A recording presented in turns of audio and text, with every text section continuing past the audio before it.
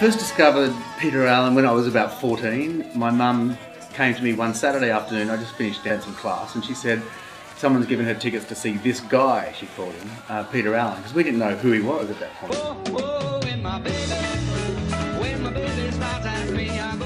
And this guy, well, he flounced onto the stage, really, and flounced off. 3 hours later, he was charming, he was witty. It was his sense of humour, I think, that I took away from that more than anything. He sent himself up, and then he sang the most tender, heartwarming songs, as well as shaking his maracas and doing sit-ups on the piano and high kicks and tapping. And by the end of the show, I think the seed was kind of planted in me that I knew what I wanted to do in my life. I mean, I didn't know that later in my life I would be doing exactly that, singing those songs, trying to be him. But I have a favourite letter. I have a favourite letter from a lady in Adelaide called Joan Bower. Joan wrote to me. She said, Todd, two things. First of all, you looked more like Bob Down than Peter Allen. Second of all, how on earth could you do the life story of Peter Allen without Copacabana in it? 'Cause I am not the boy next door. I don't belong like I did before. Nothing ever seems like it used to be. You can have your dreams, but you can't have her. I won't go back there anymore.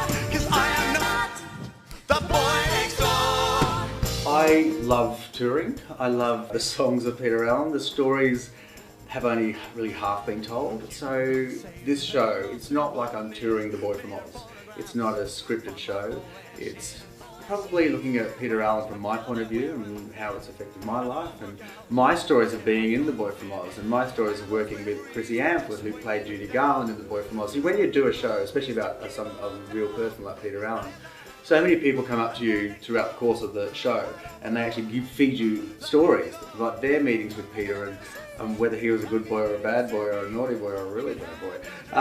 They want to tell you. So I've got all this information, all this stuff which you could never put in The Boy from Oz, because some of it's probably a little raunchy.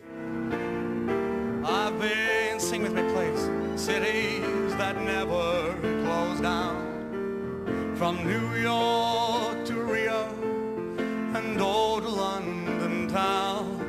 But no matter how far or how wide I roam, I still call Australia.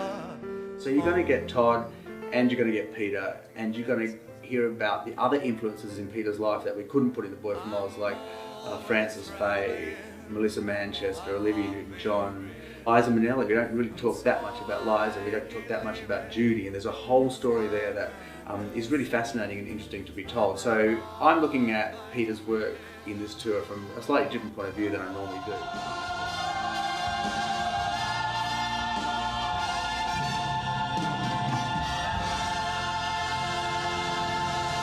What drives me is to keep him alive to a generation which really have missed out on a really wonderful Australian. And I am sad about Peter's passing, but also I'm grateful that I'm the one that's kind of been given the rights really to legitimately keep him alive.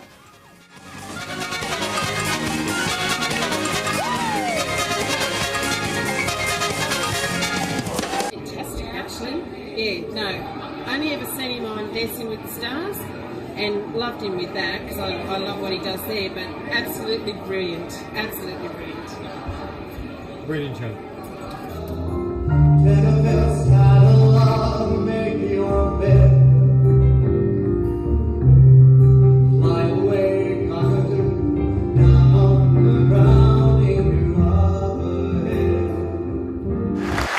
Oh, marvellous. Absolutely fabulous. Yes, he's terrific. I knew he would be. Oh, it was wonderful. I thought it was great. I didn't know much about his history, so it was really nice to see.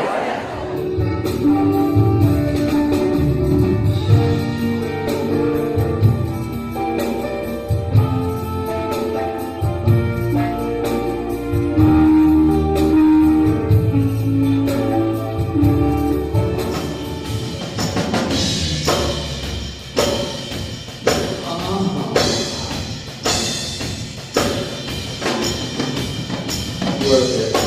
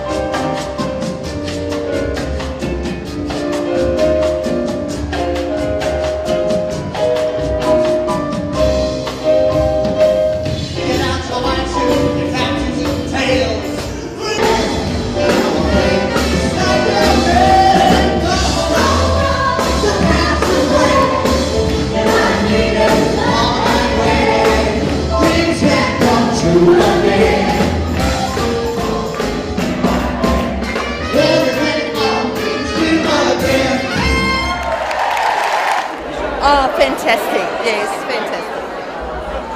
Oh, fantastic. Absolutely loved it. I'm glad I didn't miss it. In fact, I'd love to go again and see it again. So good. Oh, it was absolutely wonderful. I loved it. Every minute of it.